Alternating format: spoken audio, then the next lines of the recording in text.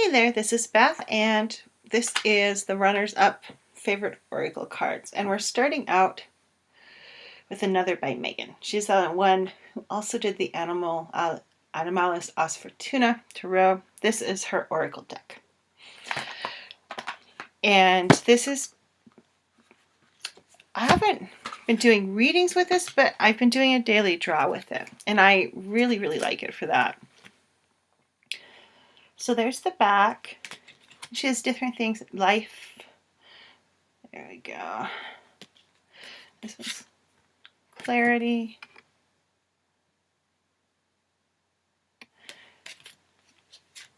Feminine. And once again, she uses bones to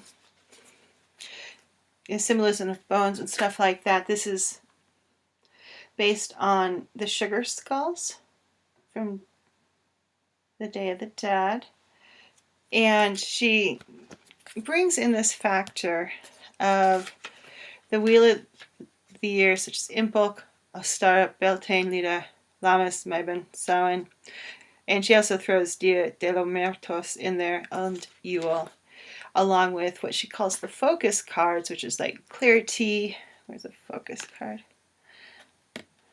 Compass, fog, gift, growth, meditation, and mirror. Then she has animal messenger cards also in here, such as balance, which is horse, courage, which is lion, embrace, which is dolphin, feminist deer, life, egg, masculine is stag, messenger fox, moon is a lunar moth, Myrta is a crow, omen is snake, rebirth phoenix, and the sun is a minor butterfly. They're just, I just like her artwork. I like how she uses the symbolism and brings in different factors, and these have color on them, whereas the Animalis does not. Here's courage.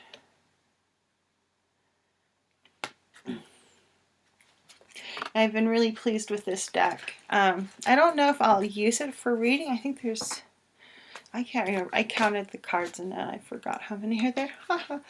There's around 20 something cards, and for readings I find really above 30 is best.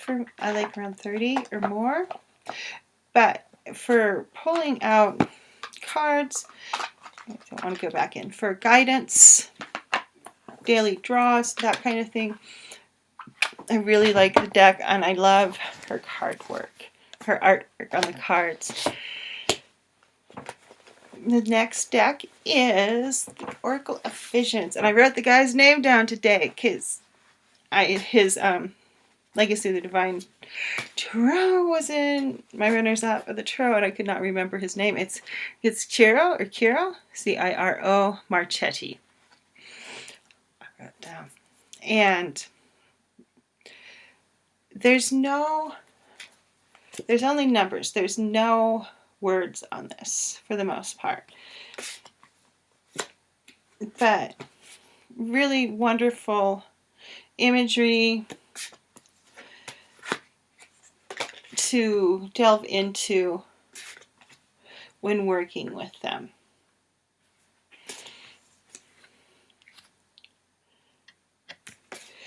And this is a deck I find myself reaching for over and over again, especially for clients for really intuitive readings, just because it lends itself so well. This one always makes me think of David Bowie in Labyrinth. I'm like, look, it's Jareth, except his hair's not long enough. Has kind of a Victorian steampunk at times kind of feel to it. The back is very pretty. He likes Harlequin, so he does a lot of Harlequin motifs in his work. And he also likes to include other cards within cards, and I kind of think that's very interesting, for me at least.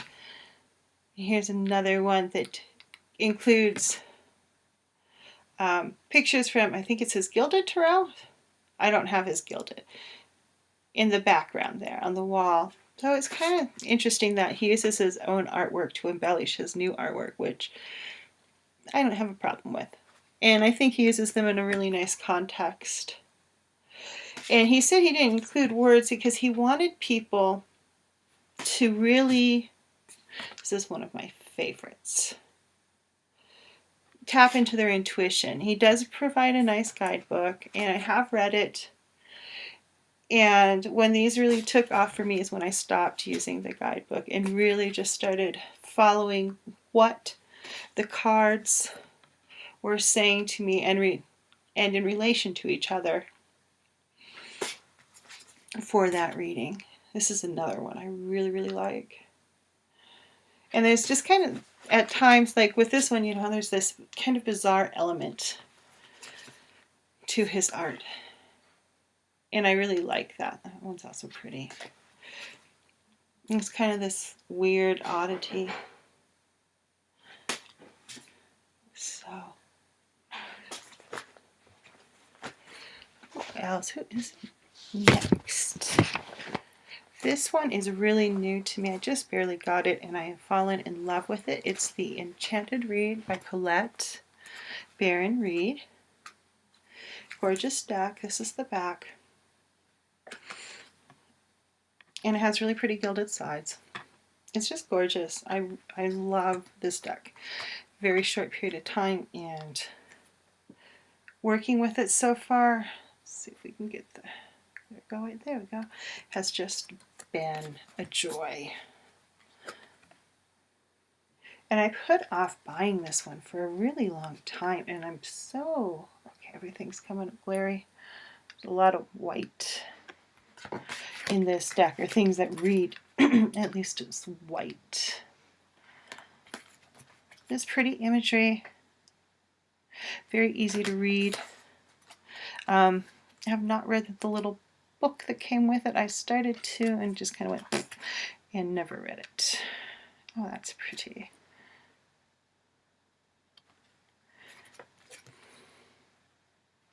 So yeah, just really enjoy this deck already. And I mean, I've had it maybe 2 months tops. I have not had it long.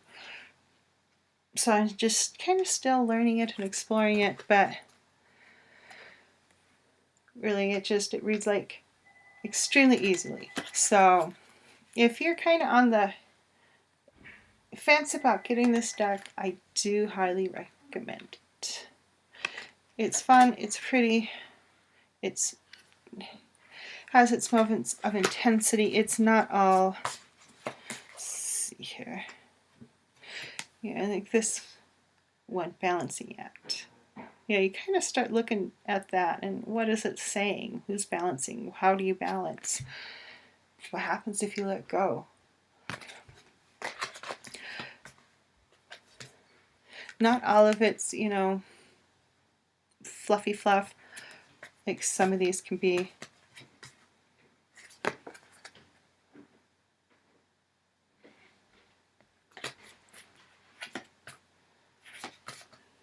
Coming apart.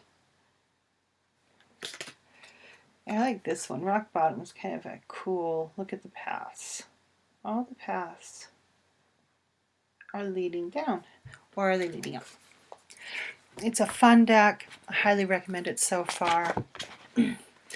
And the last one for today, we're doing really good compared to the tarot decks, is the Fallen Angels.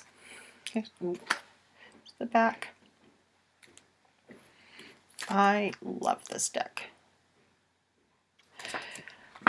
I just started working with it with other people, and I wasn't sure how they were going to read for others, because they do have a bit of a shadow aspect going on.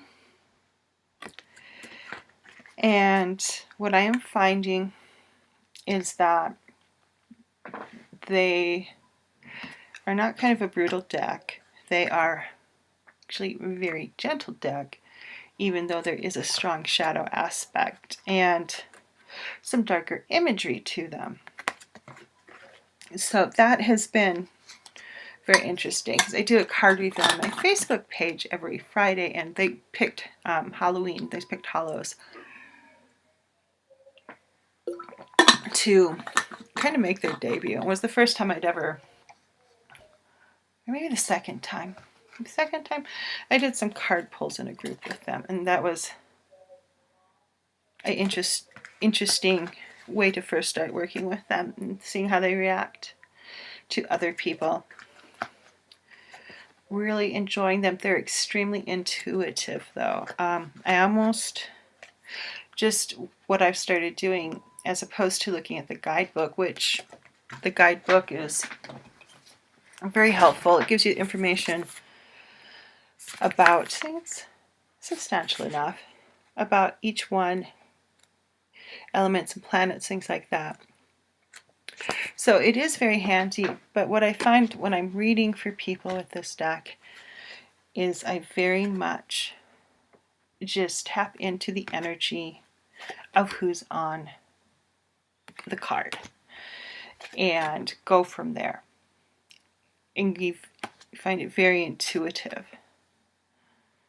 So it's almost more of a channeled reading than something like tarot, where even if because I'm a highly intuitive reader, and even with tarot, though, it's not quite as intuitive as these.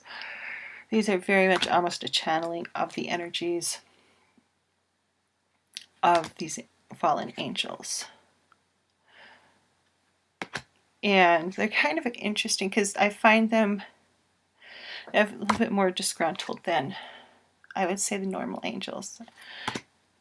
Because using the one angel deck I have is nothing at all like this. It's a very different energy. But yeah, I look at that one. Look at this peacock.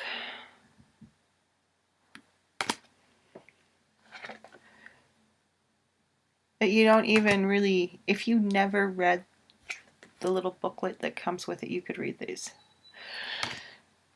And you can also, start picking apart the imagery on these cards.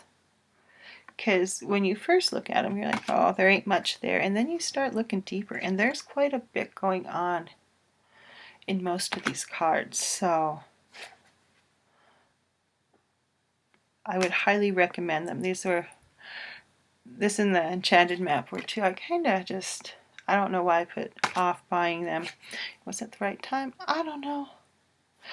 And now that I have both of these, I'm extremely happy to have them. And would recommend them. And too, this is something if you kind of want to work with angels, but you're not real turned on by the other angel decks, this may be a way to contact with that kind of energy. In some of these, let's get off his little hat, we're commanded to work, and they get, so, they're not something I would say, you would want to make forced work with you. Because some of them were forced work, and some of them are not happy about that still to this day. And others liked mankind too much. They like the humans a little too much. They love them more. And others refused to bow down before Adam. And so you get kind of a mix of energies within it. And I'd say, having worked with fairy a bit now, they feel a bit more like fairy. I wouldn't say they are fairy, but if you use the same kind of rules for interacting with them like you would with fairies, such as being polite, respectful, that kind of thing, I don't think you're going to have a big problem with these guys. If you go in thinking you're going to lay claim to them, I think you would piss them off. But really, really enjoying this deck.